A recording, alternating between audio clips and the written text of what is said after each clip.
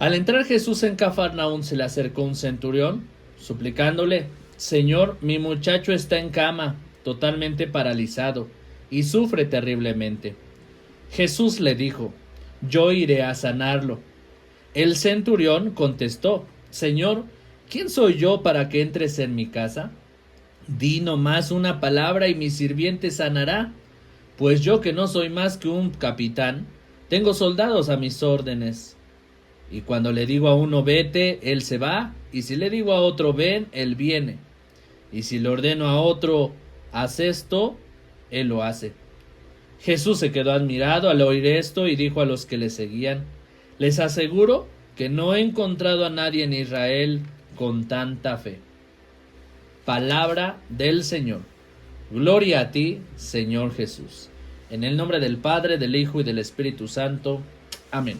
Quiero comenzar con esta reflexión de el Evangelio de San Mateo, la fe del centurión, así se llama este texto, porque Jesús, recuerden que empieza su vida pública haciendo milagros, y él le dice: Señor, quiero que sanes a mi muchacho porque está en la cama paralizado y sufre terriblemente.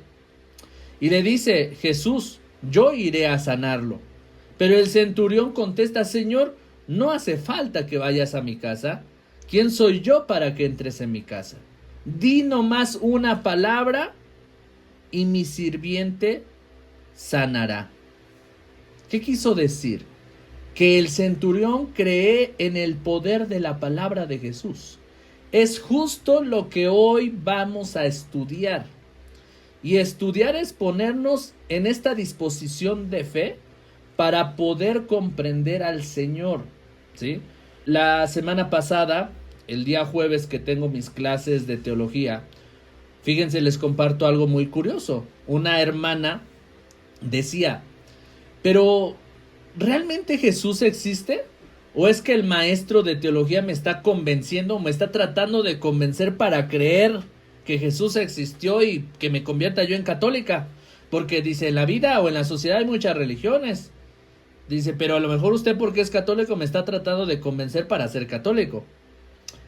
Y le dice el profesor de teología: pues yo te estoy revelando a Jesús, que es la revelación de nuestra fe. Es decir, si tú, independientemente de la fe, buscas a Jesús en medio de la historia, Jesús existió. Jesús es real, ¿sí? Y entonces nosotros estudiamos en la teología a Jesús para comprender la fe. Pero ojo, algo que le falta a esta hermana nuestra en el curso de teología es fe. Y es algo que no se nos da a todos. Por eso hay que pedirle al Señor esa fe. Ahorita entremos en estudio de la palabra, vamos a entrar en algunas contradicciones. De momento hay cuestiones que como que no nos van a parecer y como que, ay Daniel, como que esto no está bien en nuestra iglesia, o como que esto debería de cambiar, no debería de ser así. Pero hay cuestiones donde debemos actuar con nuestra fe, ¿sí? Y eso no se nos da a todos. Por eso el centurión que tiene fe en el poder de la palabra, dice al final Jesús se quedó admirado al oír esto y dijo a los que le seguían: les aseguro que no he encontrado a nadie en Israel con tanta fe. Pues con esta disposición, ¿sí? Con esta disposición quiero que nosotros nos encomendemos a iniciar este curso. No solamente con una intención de formarse y de ser más intelectuales, de aprender más, sino también de disponer el corazón para que el Señor actúe en cada uno de nosotros. Vamos a comenzar con el ministerio del lector. Vamos a comenzar primero con todas estas pautas de un lector: quién puede, quién no debe leer la palabra de Dios, cuáles son los requisitos, cuál es el perfil, cuál es la vida espiritual que debería llevar un lector, para después pasar a la predicación de la palabra de Dios. Ya en nuestra segunda sesión hablaremos sobre todas estas formas de perderle el miedo a hablar frente a la gente. Normalmente, cuando uno ya es lector, cuando uno ya es proclamador de la palabra de Dios, y es lo vamos a comprender hoy, cuando uno ya proclama la palabra de Dios, se da uno cuenta que a veces el sacerdote nos va a pedir: bueno, vete a tal lugar a hacer una liturgia de la palabra. O ¿sabes qué? Tal ministro extraordinario, va a haber un retiro en tal comunidad. Bueno, al ministro extraordinario encárgale que dé el tema de tal, ¿no? Que dé el evangelio de San Lucas, que dé el tema del hijo pródigo. Y de momento decimos, ¿y qué es eso? ¿Cómo voy a dar un tema de eso si yo ni siquiera comprendo todavía el contexto de la palabra de Dios? Pues para eso vamos a ir paso a paso, primero descubriendo el ministerio del lector, en la segunda sesión la predicación de la palabra de Dios, cómo pasar a todas esas partes de hablar en público, de perderle el miedo, perder ese nerviosismo, cómo hacer una estructura de la palabra de Dios al momento de dar una reflexión o predicación. Y en nuestra tercera sesión hablaremos todo con respecto a los leccionarios, ¿sí? Leccionario 1, leccionario 2, leccionario 3, los libros litúrgicos, los rituales, ¿sí? El rito, los rituales que nos llevan también a las lecturas, como el rito del bautismo, el ritual para difuntos, etcétera, ¿no? Todo eso lo veremos en nuestra última sesión. Entonces, el día de hoy vamos a comenzar con el ministerio del lector. Les había yo solicitado que tuvieran a la mano su libreta, su lapicero, su Biblia, porque vamos a comenzar con eso. Entonces, dice toda palabra que sale de la boca de Dios, Mateo 4:4, ¿sí? Nosotros creemos que toda la palabra es palabra de Dios.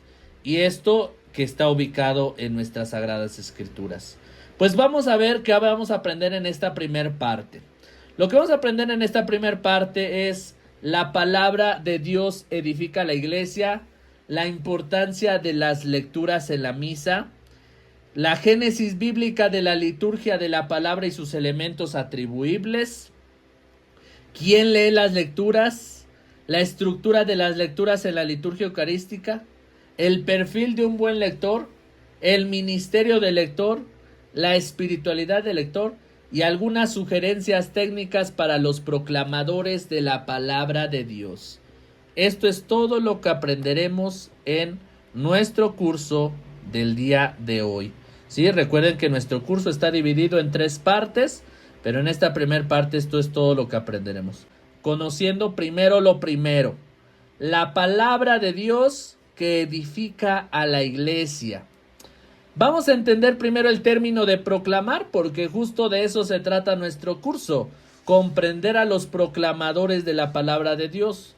Proclamar no solo significa leer en voz alta. Normalmente siempre decimos, a ver, fulanito de tal, fulanita de tal, ven para que leas la palabra. No hay quien lea, a ver tú, ven para acá, ¿no?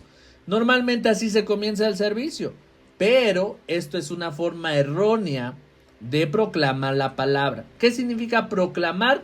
No significa leer en voz alta, sino que significa, lo tenemos subrayado en amarillo, significa presentar la palabra en nombre del Señor. Ahí prácticamente tenemos resumido todo el ministerio del lector. No solamente se trata de leer cualquier libro, o como cuando íbamos a la escuela, que íbamos a hacer una lectura de un cuento, la lectura de un libro de español, de un libro de historia y conocer la historia de alguien más. No, acá se trata de un libro sagrado, de una palabra sagrada que la vamos a hacer vida, que mientras está aquí en la Biblia o en el leccionario, pues son libros que por sí solos no se leen. Nosotros le damos vida a esos libros litúrgicos, ¿sí? Ellos son un apoyo para nosotros, pero nosotros les damos vida. Por lo tanto, la persona que va a presentar la palabra en nombre del Señor. Si quieres ver el curso completo, puedes hacerte miembro del canal obteniendo una suscripción premium para acceder al contenido exclusivo de Formación Católica.